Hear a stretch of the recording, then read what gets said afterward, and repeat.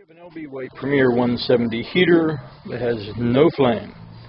We have a defective tag on it, so we're going to try and diagnose what's wrong with it. If it flashes 3 times, it tells you of ignition flame failure. So what we're going to do is we're going to take a look inside. Right down the bottom here, I'm going to replace this ignition control module. Right over here, underneath, you have a transformer. And that transformer should have 12 volts, so we need to register 12 volts to make sure our transformer is still good first, before we go ahead and replace the module. Okay, we have an LB White heater flashing 3 times.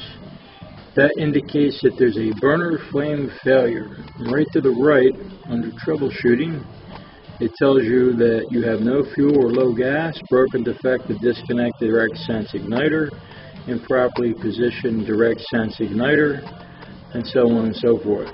But in this case, I think it's the ignition module, so we're going to take a peek at that and give it a shot. Okay, there's the transformer. 2 yellow wires giving me 24 volts. I'm jumping from this yellow wire on the ignition block to the white wire on the terminal for ground. Now I'm going to hit the switch.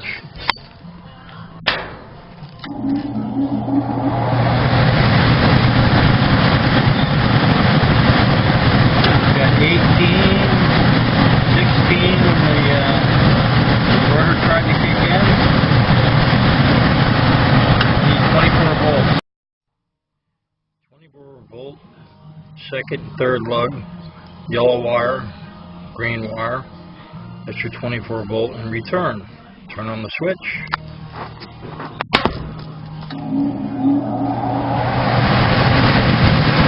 And we have our 24 volts.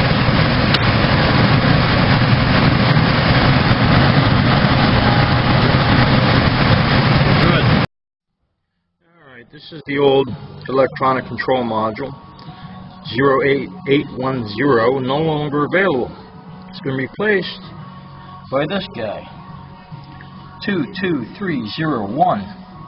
Now, if you note the difference, we have some labeling differences here compared to the old one. They give you a nice handy instruction sheet here that takes you through the conversion process. But you got a couple of extra wires up here that are needed on different models, Premier, and a sticker that we're going to put on that shows us our new wiring leads so that everybody knows what's going on when they go and test this one. This one actually is a little bit better and easier to understand. And then we have a special module connection here that now goes on this block right here. Not on the old one. We're going to go through this conversion process in about 2 seconds. First up, we're going to hook up the LED connector with this plug. It can only go on one way.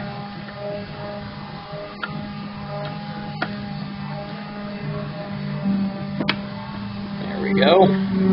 Now we're going to go ahead and transfer the other wires. Okay, all the wires have been transferred. You want to be careful though, because like this PS2 here actually says PS1 down here. So ignore what's written down here and follow the sticker. PS2 still goes to where it says PS1. This actually says PS0 where it says PS1. So ignore that and stick by this and you'll be okay. We also took the LED wires and we ran them all the way up here. It's important that the red one goes where the red one was. That's your anode. This is your cathode. So basically positive, negative. If you reverse them, then your lights aren't going to work. And this is just for your LED flashing light when you have a problem, system malfunction. You want to know what's wrong. You got to have these babies hooked up right. Alright, we're going to go ahead and reassemble our transformer and our ignition module. Alright, we've got the transformer bolted back in. There's a screw right here. Make sure that these yellow wires for your 24 volts aren't underneath this metal part in the front, but you will cut through them. In the back, we have a little tab that gets tucked under. That's what holds it in, so now it's solid. Now all you got is we have to screw our ignition module back on. And same thing, be careful with your wires. Don't have your wires underneath when you're putting this back in. You want to take it under here in the front to make sure you have it. Alright, over the top. In the back there's a little tab. Let me pull it out so I can show it to you. See that tab down the bottom? That's going to go into a hole down here in the back.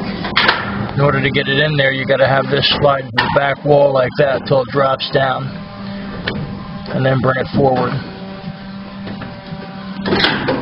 just like that. Now we're going to check these wires. Nothing underneath here. We're clear here. Now we can bolt this back in.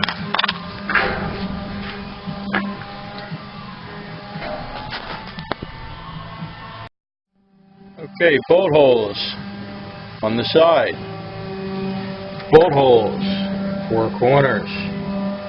Now there happens to be a hole right there which works out fine, but I had to drill a hole back here in the corner, so I'm going to put that screw in and then mount it back up. Okay, the module electronic control is in. These are our LED wires. They're extra long, so you want to make sure you wrap them and tie them. You don't want them going up against the heat. Make sure you put all the cables back in your keeper here, so it keeps it neat. And we're all set. Just got to put the cover back on. Don't forget your old diagram, I X'd it off. Put the new sticker on with an arrow going to it. We're ready to fire this bad boy up. It's all set, ready to go.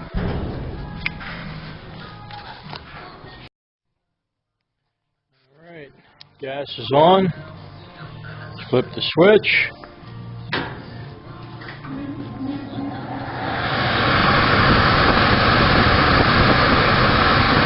And ignition. And we have heat.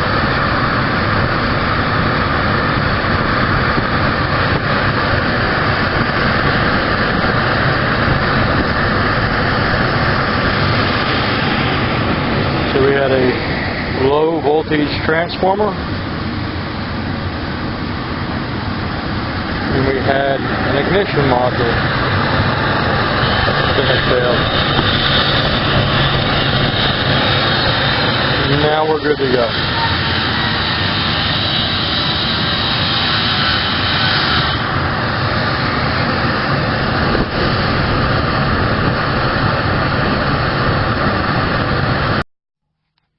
Okay. So we replaced our ignition module. Everything's working now.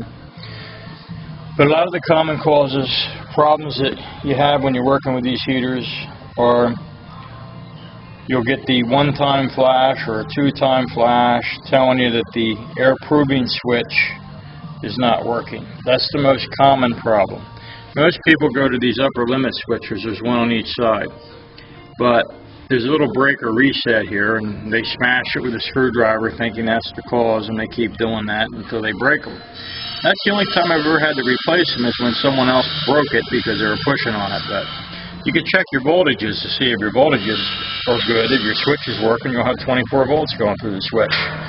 Same thing down here in your gas block. Very rare that these go, but you can check your voltage on the gas block. Make sure you got your 24 volts down there.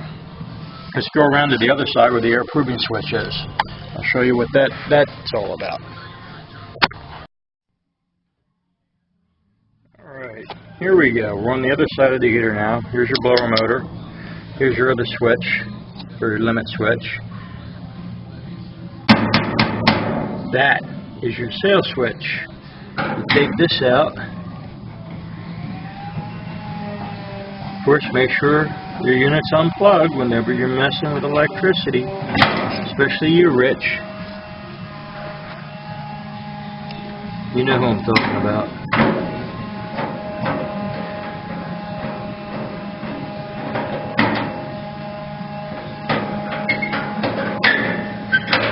Alright, when you take this switch out, you're like, it won't come out. We'll turn it this way and pull it out. There's a flag that moves when the wind blows. If this circuit doesn't complete, you'll get a faulty 2-light blink telling you that you don't have sufficient air. A lot of times a trash bag or something will blow across this intake vent when the door's closed here, and that'll cut off your air intake. So look for those guys first before you go replacing all this bigger stuff.